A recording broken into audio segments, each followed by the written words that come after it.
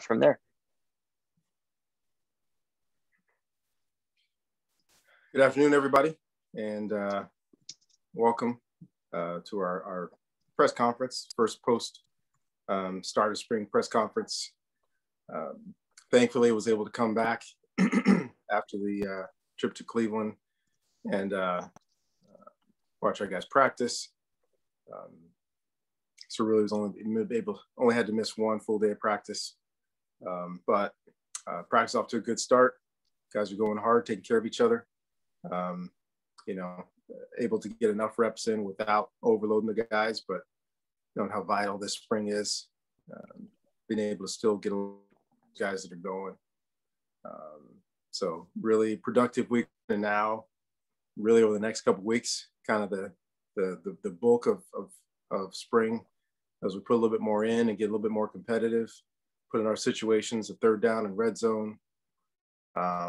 Should get pretty competitive over the next couple of weeks, and then we'll prepare ourselves for the spring game. So I'll take questions on spring football as well as any post-draft questions you all may have.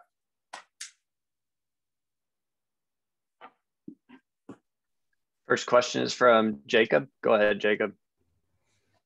Hi, Coach. Wondering if you can provide any update on guys who are available for this spring, if there's anyone who's made progress toward being available who wasn't prior to our last conversation, or to being more available than they were before. Sorry, I'm not going to give you much clarification there. We have guys in various states because we have a lot of post-surgery guys that are able to participate to a certain degree in spring. So they're in between guys. They're still getting better, still getting some individual, still getting some of those competitive periods without getting into the full team. So we have a good chunk of guys that are in there. So I don't want to be overly specific there, if you don't mind. Yeah, I understand. And also I was curious if you guys plan on hosting summer camps this year for recruits. Well, that's the plan right now. That information should be coming out shortly.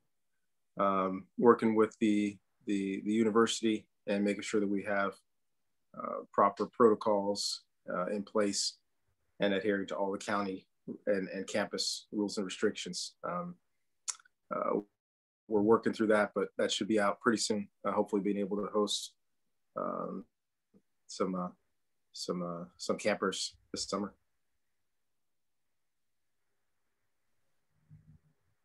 All right, next question is for Adam Rittenberg from ESPN. Go ahead, Adam. Hi, David. I know you followed the draft closely. I'm just wondering, as you kind of evaluate the whole landscape, especially guys that you faced in the Pac-12, what kind of stood out most to you with where guys went, or any surprises or particularly good fits as you kind of surveyed the draft as a whole? Honestly, I think we always get blurred by the quarterbacks, especially when there's a quarterback class like this where a lot of guys had first round grades. This draft was extremely deep at a lot of positions. So it naturally pushes good players back into later rounds. I kind of kept thinking about this as I got a chance to talk to more scouts and did my own little evaluation that I did. And there were, and before, once again, my thing is not that time intensive. People give me a lot of credit for my preparation. It's not that time intensive.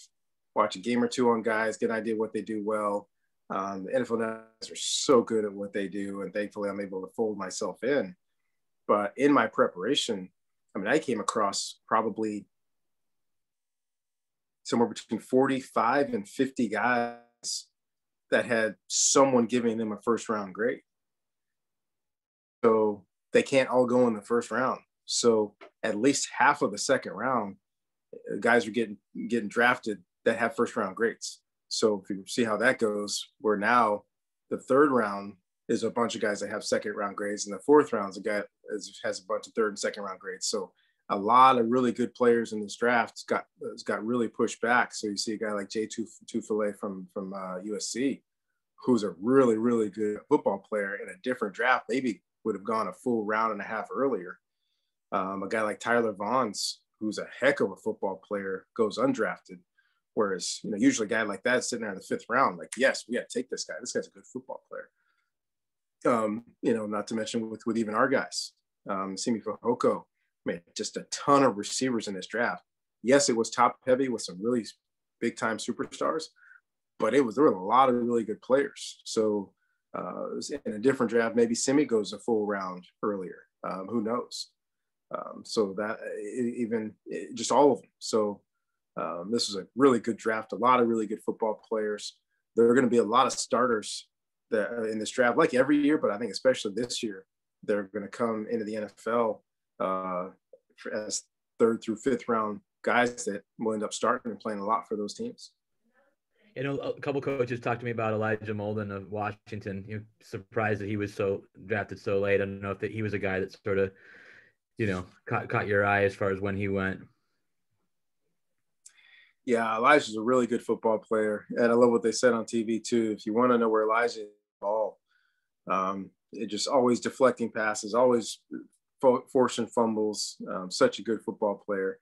But he got caught in that wash too, because, and the other thing too that was hard to figure out, with no combine, I think we broke the record for a number of guys that ran faster.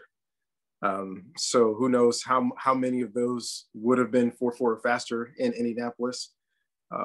But usually for a guy like Elijah, you get past the 2nd round, and now some teams will say, okay, I see the production of Elijah, or this guy who's 2 inches taller and ran a lot faster that maybe doesn't have the same production. Hey, I'll spend a 3rd or 4th round on that, and that just see if that can pan out, because this guy's got exceptional abilities. So I think that's just a bunch that happened. And I don't know I can't remember. I saw the number yesterday. Was it 50 or 40 corners, something like that? Or total defensive backs. I mean, just a ton of defensive backs. So I can't remember where Elijah went, but they got a good steal. That's a good football player. Next, we'll go back to Jacob Rayburn. Coach, a follow-up on the camps. I'm curious, what's the process like of the coaches from other schools that you guys invite to participate, assuming that's going to be allowed during a semi-COVID year, but typically. And then has there ever been any consideration of Stanford coaches going and participating in other camps?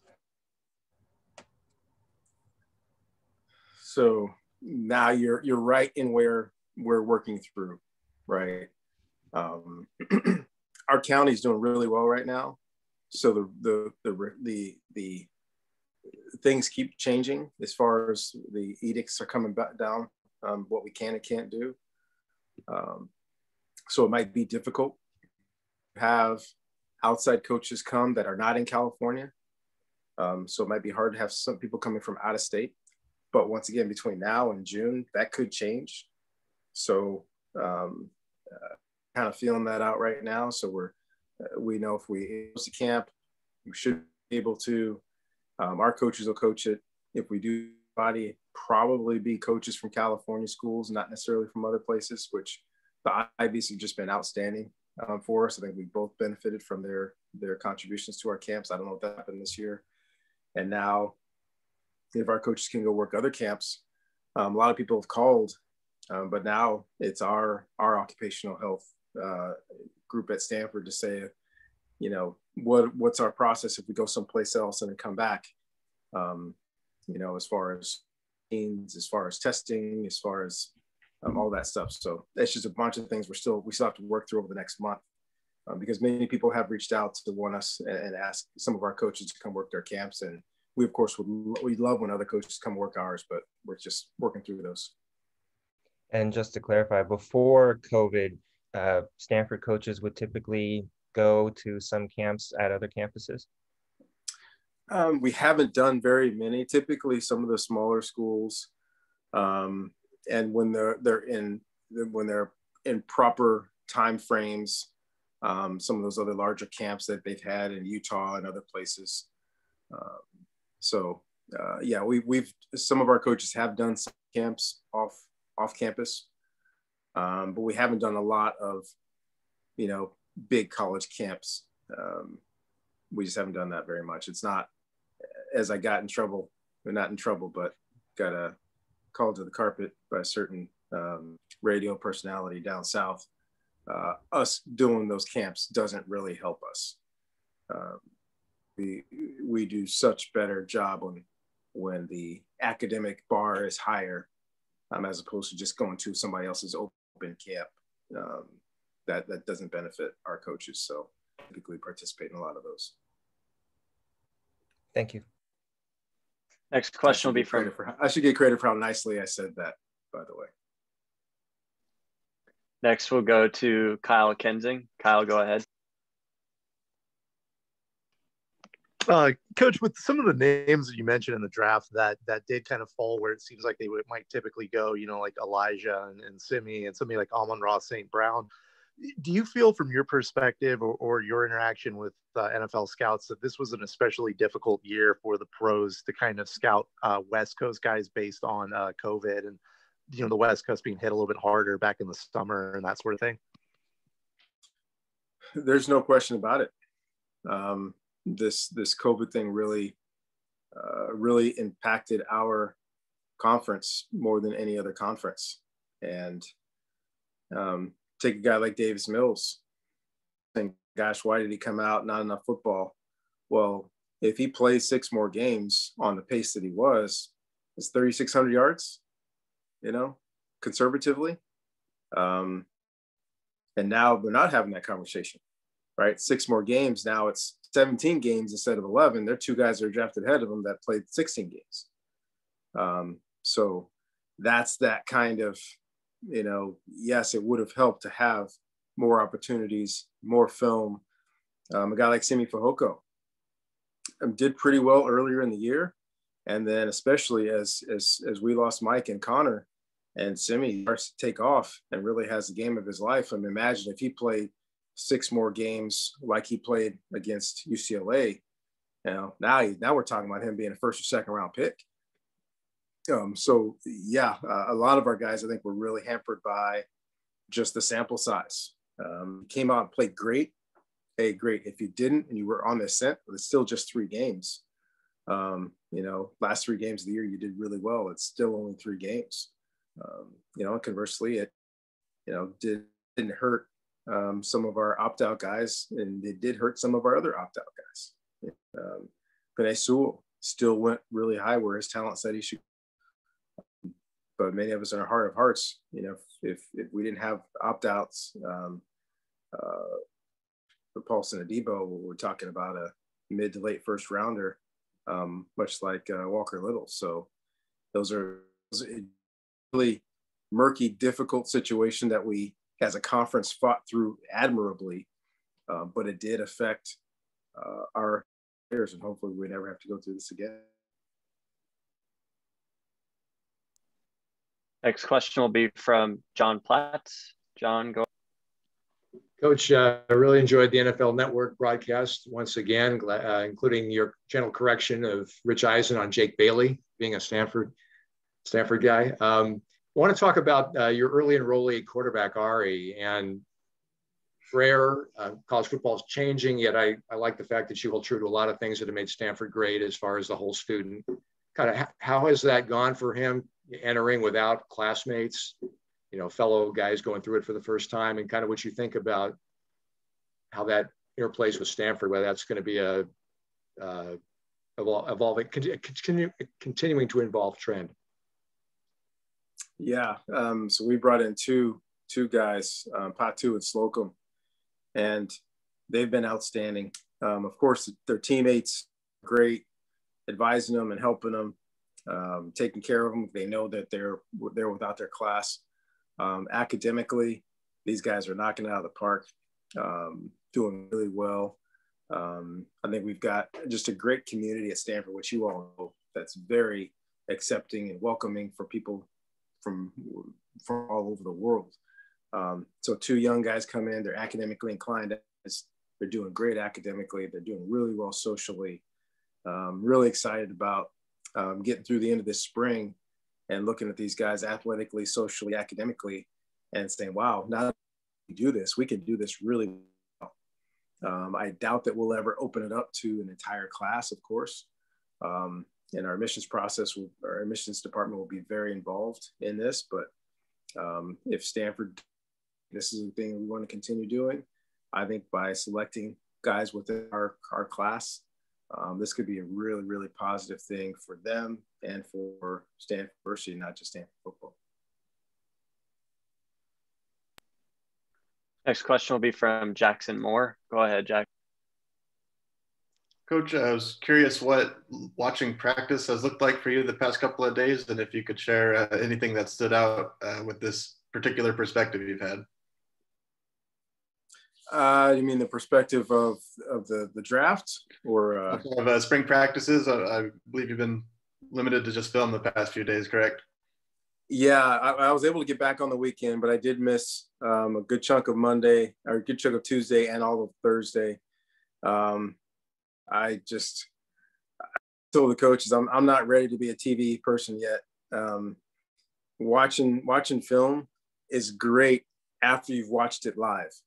Watching film without being it live just doesn't feel right, you know? So first day back on the grass on Saturday was just awesome to me. I was bouncing around. I was so excited. Just football coaches, football players love practice. We love being out there. So that was great. Without being out there and watching the film, it felt so stale, and I didn't have the context of experiencing it live firsthand. So just very grateful to be back out there and back out there with the guys. And has anything caught your eye about this particular group and this particular spring so far? Yeah. It's up front. You know, we've got a couple of guys out, but offensively, I think we're doing well, and their offensive line is taken very well to Terry Heffernan's perspective on the line, and you know, Thomas Booker is making the ascent like we thought he would. You know, taking that mantle as one of our next best players and tough guy to block. Getting some guys back that are in the mix. You know, linebacker that we've missed before, and you know, our young guys taking the next. You know, Salim Turner Muhammad now is not a new guy. He's in there playing well. And so it's just good to see everybody out there taking that next step. And I will say this, I purposely pushed back this spring for COVID reasons. I didn't want to start practice when there's still a lot of doubt as to what we could do and what we couldn't do. So it gave our strength and conditioning coaches more time to really work with our guys. So you've seen guys really develop a little bit more, which is awesome. But at the same time, I think pushing it back, these guys are just like our freshmen. They're just a little bit more experienced and a little bit more fit. So I think the younger guys are having a really good spring because it is a little bit later and not a month and a half or 2 months right after we finish the season. Thank you. Have time for two last ones. We'll go Adam Rittenberg and then finish with Jacob Rayburn. Go ahead, Adam. Yeah, David, other than staying injury free or limiting that as much as possible, what would you say are just your biggest on-field priorities, areas that you need to see growth in from your team this spring to feel as good as possible going into the fall? Yeah, that's a good question, but a tough one right now, because I tell every year that I'm not going to hold this team responsible for the things that happened last year. But at the same time, so attention needs to be paid towards our run defense and our run fits. We just didn't play up to our standard last year for a lot of different reasons. So that's a key point of emphasis. In all three phases for me, it's also just making sure we constrain the installs, you know, so we're not putting in a bunch of plays and a bunch of concepts and too many things, so our guys can play fast and play physical. You know, another thing on the offensive side is just to get to generate more explosive plays. I think we've got the guys to do it, and now it's put in a position to do it, and really making that a norm and not an anomaly. All right, we'll finish up with a question from Jacob Rayburn. Go ahead, Jacob. So, Coach, last week I asked members of the team about guys who they were really impressed by in the weight room leading up to practices. Wondering what you've seen so far that maybe has been noticeable to you in that regard, guys who in the past few months have really changed their body. That's a good question. Probably for another week from now. Because as good as this get back out here, the first 2 practices are not in pads. So I don't give anybody credit for those practices. So really, we've only had 2 practices now. So it's hard for me to say until we get through the next 4 practices, where we have 2 more, Tuesday and Thursday, and then Saturday and Sunday. Then I'll have a better feel for how guys are holding their pads and really utilizing those weight gains, those strength gains from the off season. All right. Thanks, Coach, for the time. Thanks, everyone, for joining. We will send out audio and video here shortly. Thank you.